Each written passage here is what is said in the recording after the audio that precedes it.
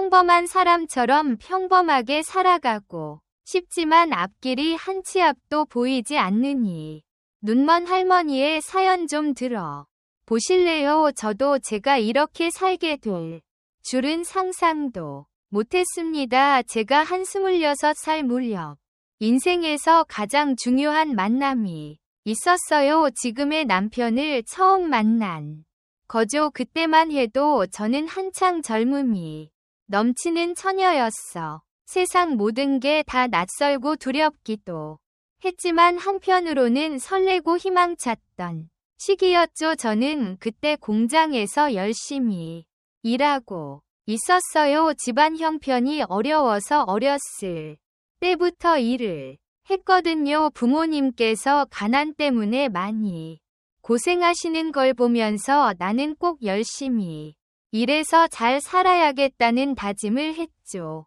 몇 년이나 흘렀을까 어느 날 내가 일하는 공장에 새로운 사람이 있다더라고요. 그분도 저랑 비슷한 나이였는데 말이죠. 처음에는 그냥 스쳐 지나가듯이 인사만 하고 지냈어요. 서로 낯가려 하는 듯한 모습이었죠. 하지만 한 작업장에서 같이 일을 하다 보니 점점 자연스럽게 가까워지게 되더라고요. 그러면서 저는 그분에 대해 조금씩 알아가게 되었어. 성실하고 착실한 사람이라는 걸 금방 알아차릴 수 있었죠. 무엇보다 저를 진심으로 대해주는 모습에 마음이 끌렸어요. 그분도 가난한 집안 형편 때문에 일찍 사회로 나와 공장에서 일하고 계셨더라고요. 힘들고 지칠 법도 한데 늘 웃는 얼굴로 열심히 일하는 모습이 정말 멋져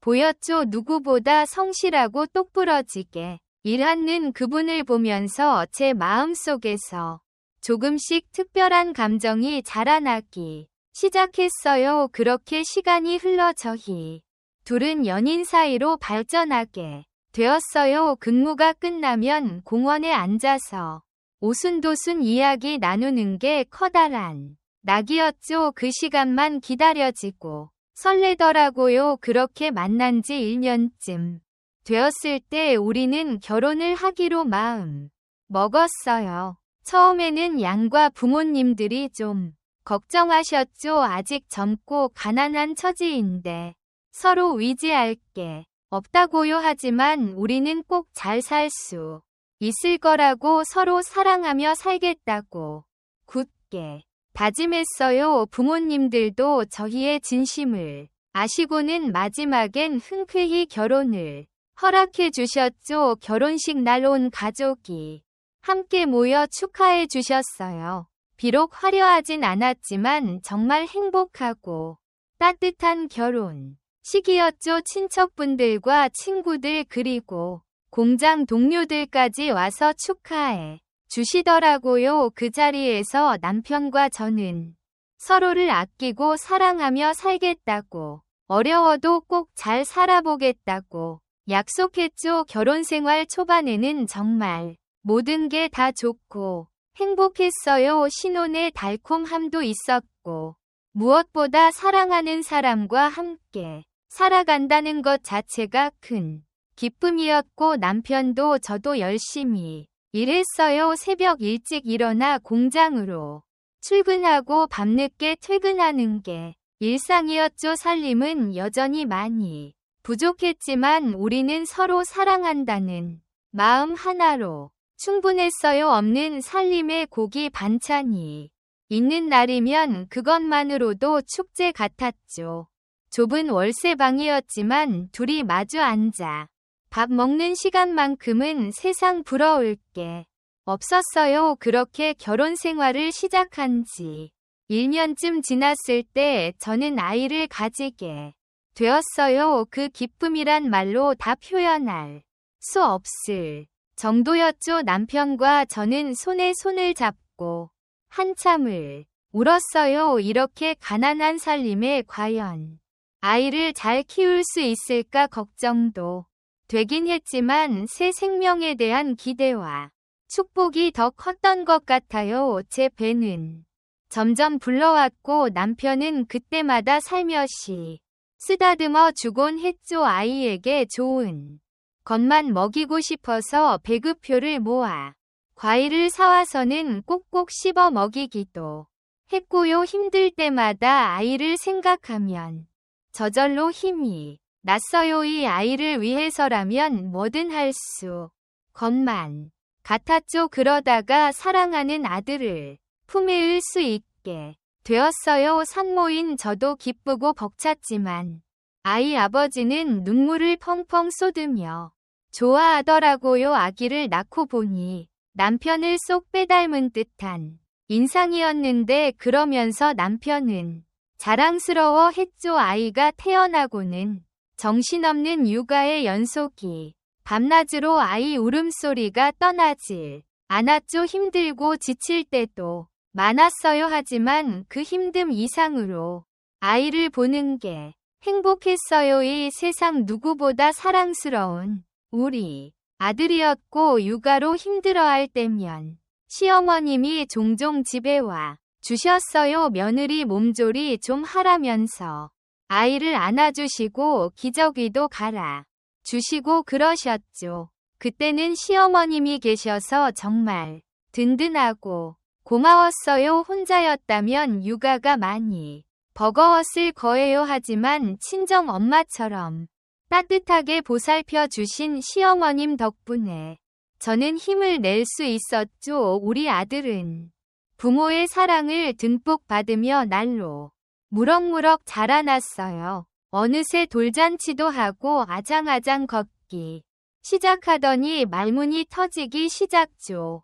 그렇게 1살, 2살 어린 시절을 보내고 유치원에 들어갈 때쯤 되니 벌써 어린 남자아이의 모습이 완연해지고 있더라고요. 우리 아들은 정말 남다른 미모를 타고 났어요. 곱상한 이마에 샛별처럼 빛나는 눈망울 오뚝하게 솟은 콧날 아지. 어찌나 잘생겼는지 동네 사람들이 모두 칭찬이 자자했고 어렸을 때부터 아들이 돌아다닐 때면 여자아이들이 줄을 서서 따라다니곤 했어요. 선생님께서도 예쁘장하다며 늘 아껴주셨죠. 남자아이들 사이에서도 우리 아들은 인기가 최고였어요. 운동신경도 좋았거든요. 이렇게 잘생기고 똑 부러지는 우리 아들이 자라서 2살 되자마자 취직을 했답니다. 공부도 잘해서 좋은 대학 진할 수 있었는데 학비 걱정에 일찍이 사회로 나갔죠. 입사 동기 중에서도 실력을 인정받아 승승장구할 줄 알았어요. 그런데 무슨 날벼락이 얼마 지나지 않아 여자를 만나 동거를 한다는 거예요. 머리에 피도 안 마른 것이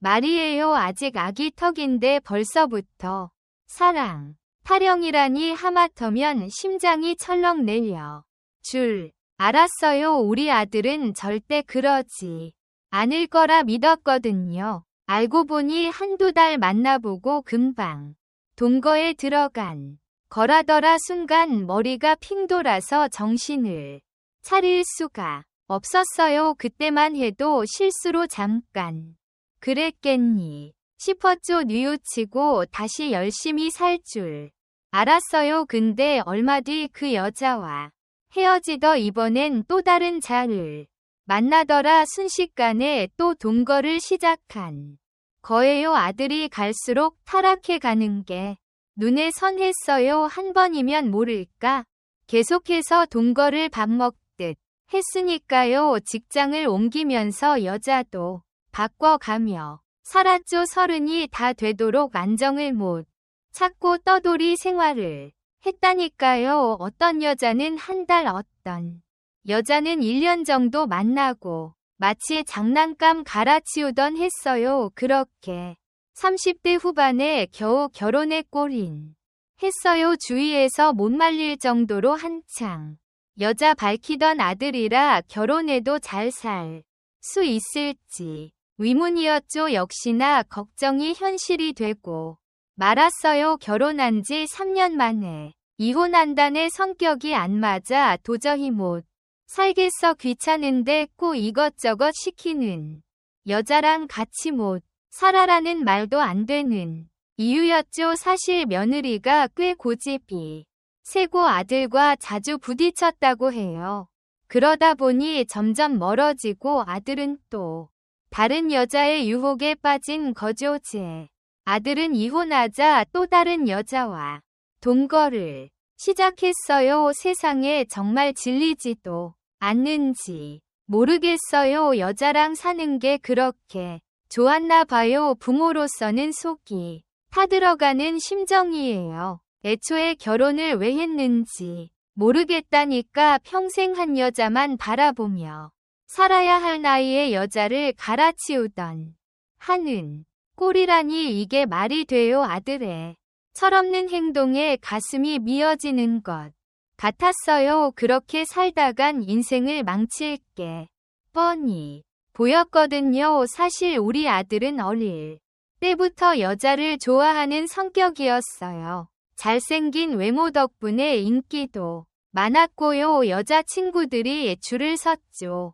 덕분에 바람기도 있었던 것 같아요. 그래서 결혼할 때도 걱정에 앞섰는데 예상대로 돌아갔네요. 여자 문제로 평생 고생할 각오를 하라니까 세상 참 야속해요. 그러다 우리 아들이 재혼을 한다네요. 사실 속으로는 영 탐탁지 않았죠. 아들이 고른 여자라고는 하나 과연 제대로 된 사람일까 하는 의구심이 들더라고요. 그동안 만나왔던 여자들을 보면 말이에요. 아들에게 어릴 때부터 한 여자만 바라보고 살라고 가르쳤는데 그게 말처럼 쉽지가 않더라고요. 요즘 세상에 순정파 어디 있다고 다 바람 피우고 이리저리 다니면서 살아가잖아요. 아들도 그런 물에 젖어서 여자친구를 갈아치우던 하는 걸 보니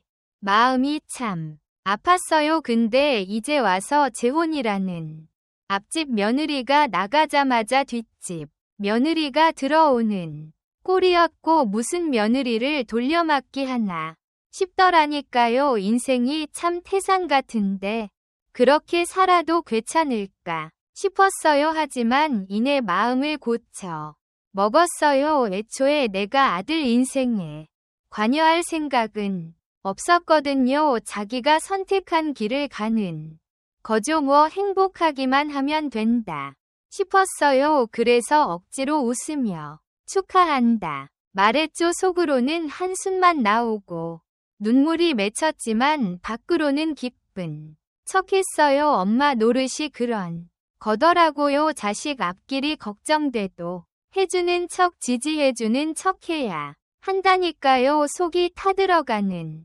심정이었지만 꼭 참았죠. 근데 그로부터 얼마 지나지 않아 청천벽력 같은 일이 생겼어요. 남편이 갑자기 세상을 떠났어요. 근데 장례식을 치르는데 아들 내외가 깜깜무 소식이라고 아들에게 전화해도 연락이 닿지 않았어요. 믿기지가 않았어요. 자기 아버지가 돌아가셨는데 지금 뭐 하자는 건지 며느리야 뭐 모를까. 우리 아들이 핏줄이 이어진 자식이 부모 장래의 얼굴도 비추지 않는다는 게 말이나 되나요. 이건 아니올시다 싶더라고요. 처음엔 연락이 닿지 않아 답답해 죽을 지경이었어요. 혹시 무슨 사고라도 생긴 건 아닌지 가슴이 덜컥 내려앉고 겨우 며느리한테 화를 했더니 상상도 못할 말을 듣게 되는 거예요.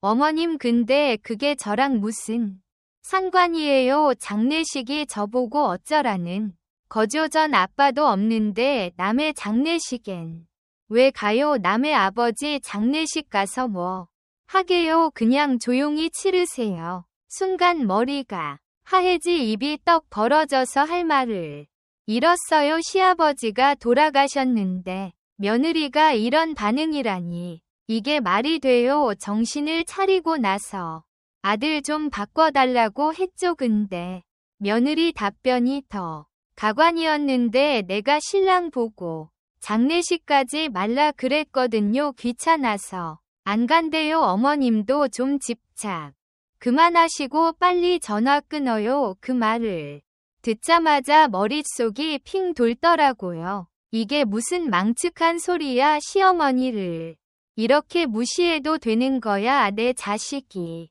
저런 여자를 만나다니 가슴이 미어지는 것 같았어요. 남편은 떠나보내고 이젠 아들마저 잃어버릴 판이었습니다. 장례식장에 멍하니 앉아 눈물만 흘렸어요. 하늘이 무너진 것 같았죠. 가족들은 이런 비극을 겪어야 하나 싶었어요. 이런 날이 올 줄은 꿈에도 몰랐는데 장를 치르는 내내 아들 생각에 눈물이 마를 날이 없었어요. 마지막 가시는 길에 함께하지 못한 게 한이 돼서 밤낮으로 통곡을 했죠. 이런 불효막심한 자식을 두다니 하늘이 무심하시지 내가 죄가 많은 걸까. 온갖 생각이 다 들더라고요. 그렇게 남편을 떠나보내고 돌아오는 길에 엎친 데 덮친 격으로 제가 사고를 당했어요. 날이 꽁꽁 얼어붙은 한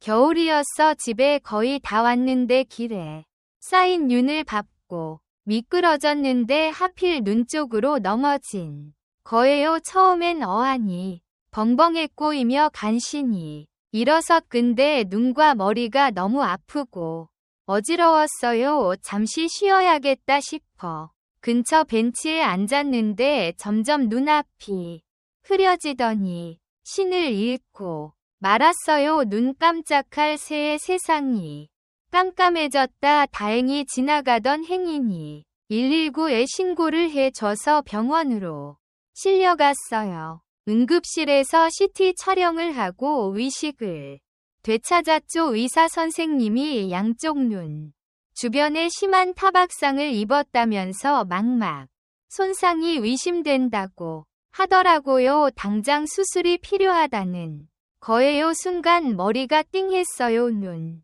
수술이라니 게다가 실명 위험까지 있다니 이럴 순 없다 싶었죠. 겨우 살아남은 목숨인데 하필 눈마저 잃게 생기다니 하늘이 무심하신 건지 내 팔자가 사납기 한 건지 눈물밖에 나오지 않았어요. 다행히 수술은 무사히 끝났어요. 하지만 회복될 때까지는 시간이 걸릴 거라도 라고요. 한동안은 시야가 흐릿하고 불편할 수밖에 없대요. 아니 운이 좋다면 실명은 모면할 수 있을지도 모른대요. 그 말을 듣고 나니 눈앞이 캄캄해지더래요. 다할 수 없이 고통스러웠어요. 몸도 마음도 모두 병들어 있었죠. 밤이 되면 잠은커녕 눈조차 제대로 감을 수 없었어요.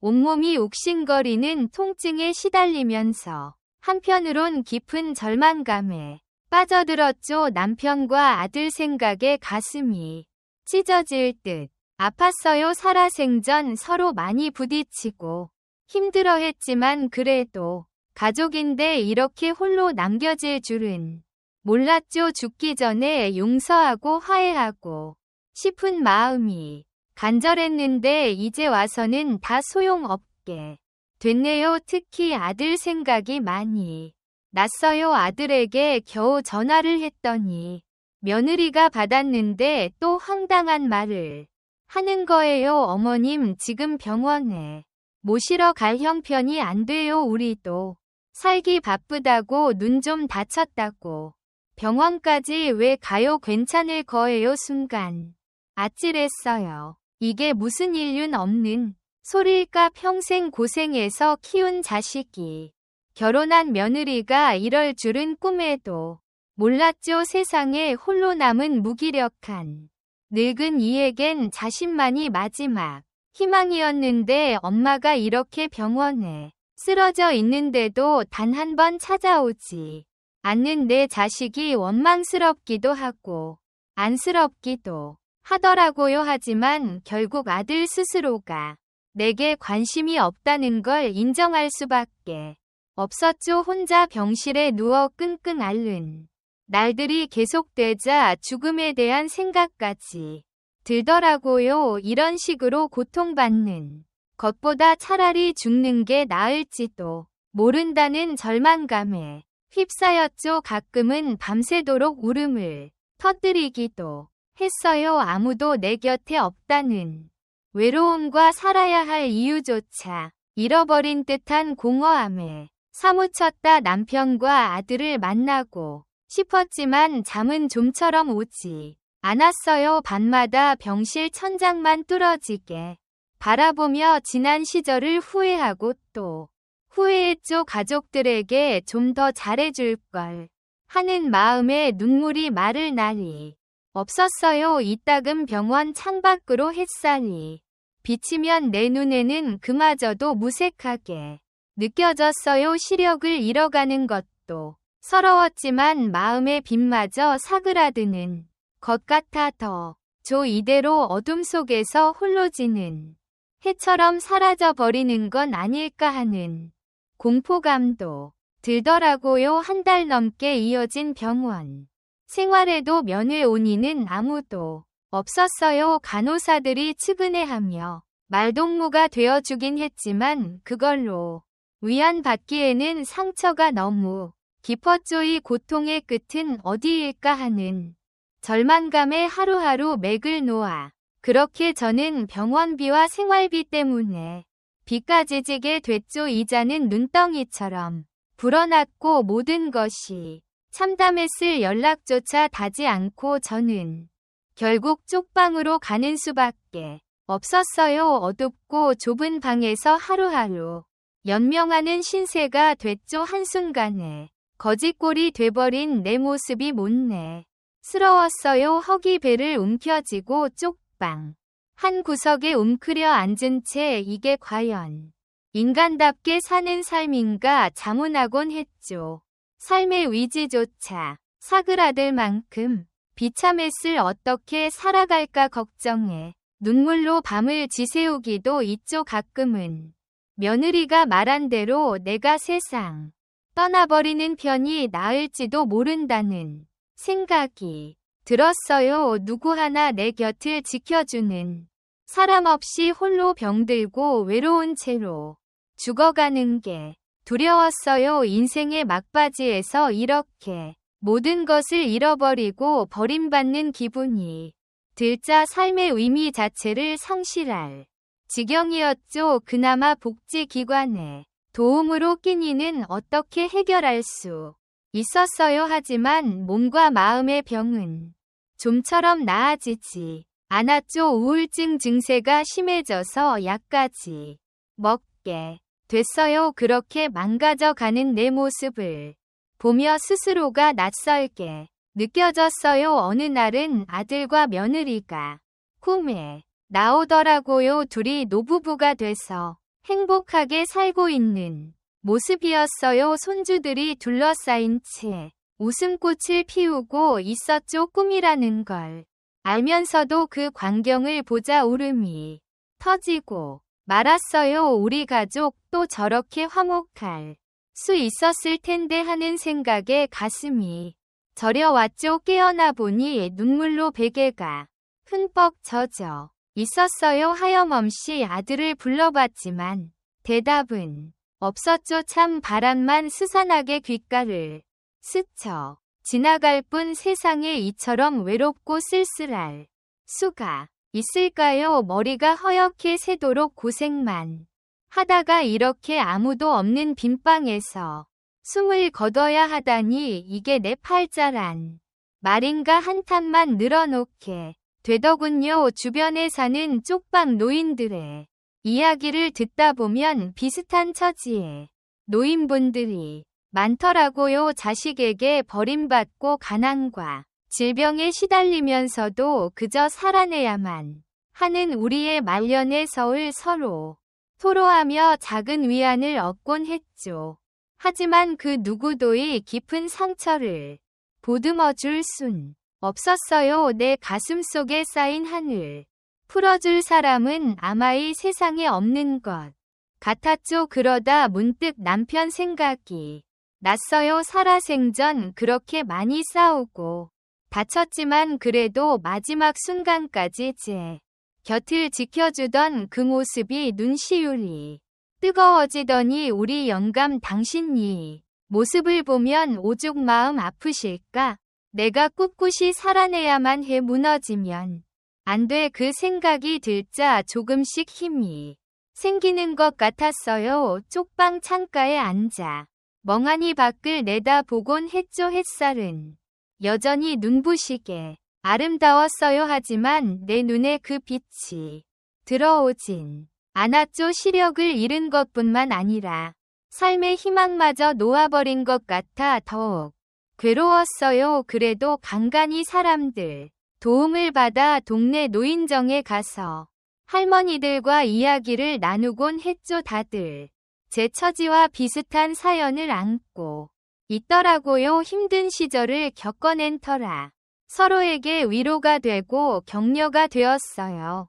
나 홀로 외롭지 않구나 싶어 조금은 마음이 누그러지기 했죠. 하지만 역시 아들 생각은 떠나질 않았어요. 자다 깨다 철렁 내려앉 햇조이 늙은 눈으로 아들 얼굴 한 번만 더 볼 수 있다면 소원이 없겠어요. 그저 건강하게 잘 살고 있는지 행복한지 알고 싶은 마음 뿐이었어요. 어쩌면 내가 무언가 크게 잘못했는지도 모르겠어요. 한평생 고생만 하다 생을 마감하는 신세가 되어 버렸으니까요. 내 삶이 너무도 보잘것 없고 초라하게만 여겨졌어요. 뼛속까지 스며드는 절망감에 숨이 턱 막히는 날들의 연속이었죠. 병원비에 약값에 먹고 살기에 급급한 하루하루가 계속됐어요. 돈 한 푼 없는 늙은이 신세가 되어 쪽방을 전전하는 제 모습이 자괴감을 불러일으켰죠. 이 궁상맞은 꼴로 살아봐야 뭐 하나 싶기도 했고요. 하지만 이내 마음을 다 잡았어. 내가 포기하면 그걸로 끝이에요. 마지막 순간까지 최선을 다해 삶을 마무리해야지. 그렇게라도 아들한테 떳떳한 엄마이고 싶었거든요. 남편의 바람대로 내가 꼭 참고 잘 살아내는 모습을 보여주고 싶었어요. 그렇게 하루하루 버텨내던 어느 날이었어요. 자원봉사자 아이들이 쪽방에 찾아왔죠. 음식 만들어주고 청소도 해주면서 놀라울 정도로 따뜻하게 대해 주더라고요. 산전수전 겪어보지 않은 젊은 애들이 왜 이런 봉사를 하는지 궁금했어요. 그런데 봉사자 중 한 아이의 음성이 너무도 익숙하게 들리는 거예요. 설마 하는 마음에 물어봤죠. 얘야, 너 혹시 우리 아들 이만수 자식 아니니? 그랬더니 놀라는 목소리로 맞아요 할머니, 전 이만수 아들 이민호애라고 하는 게 아니겠어요. 순간 눈물이 왈칵 쏟아졌어요. 10년도 더 된 세월 만에 만나는 거라 서로 얼굴도 알아보기 힘들 지경이었지만 피는 물보다 진하다고 이렇게 만나게 될 줄은 몰랐어요. 손주는 서럽게 우는 저를 꼭 안아주며 토닥 할머니, 미안해요. 할머니가 이런 고생을 하고 계신 줄 몰랐어요. 아버지가 제대로 돌봐드리지 않으셨다니 제가 전부 잘못했어요. 용서해주세요. 그의 눈에도 눈물이 맺혀 흐르더라고요. 얘야, 너는 잘못한 게 없어. 할머니가 미처 연락을 못해서 그랬지. 아버지한테 화내지 마렴. 다 할머니 탓이란다. 사실 속으로는 서운하고 원망스러웠지만 그래도 아들의 잘못을 손주한테 말할 순 없었어요. 이미 벌어진 상처를 들추고 싶지 않았거든요. 손주는 할머니 손을 꼭 잡아주며 약속했어요. 앞으로는 자주 보러 오겠다고, 외롭지 않게 해주겠다고. 그 말을 듣는 순간 마음 깊은 곳에서 희망의 씨앗이 트고 있음을 느꼈어요. 그날 이후로 손주는 거의 매일 같이 찾아와 주더라고요. 맛있는 음식도 해주고 어깨도 주물러 주면서 할머니 곁을 지켰어요. 손주와 오래 앉아 이런저런 얘기 나누는 시간이 얼마나 소중했는지 몰라요. 외로웠던 마음의 한 줄기 따스한 빛이 비치는 듯했죠. 세월이 약인가 봐요. 마음에 병은 조금씩 치유되어 갔어요. 손주 덕분에 삶의 의미를 갔죠. 살아야겠다는 희망, 누군가를 위해 버텨야겠다. 작은 다짐이 생겼어요. 그동안의 고통들이 헛되지 않았음을, 제 삶이 결코 보잘것 없는 게 아니었음을 깨달았다요. 이 모든 게 다 내 인생의 일부였던 거예요. 웃음도 눈물도 기쁨도 슬픔도 그 모든 순간이 모여 지금의 나를 만들었죠. 저는 그저 감사한 마음뿐이에요. 여기까지 올 수 있게 해준 하늘에게, 그리고 사랑으로 지탱해준 손주에게 말이죠. 인생은 참 신기해요. 막막한 순간에 예기치 못한 행운이 찾아오기도 하더라고요. 손주를 다시 만난 거니 늙은 이에겐 천운과 같았죠. 이제 죽음이 두렵지 않아요. 사랑하는 이들의 품에 안겨 편히 눈 감을 수 있을 거든요. 여보, 당신은 내가 많이 보고 싶지요. 조금만 기다려요. 이 늙은이가 얼른 가도록 할게요. 아들 녀석한테 전해줘요.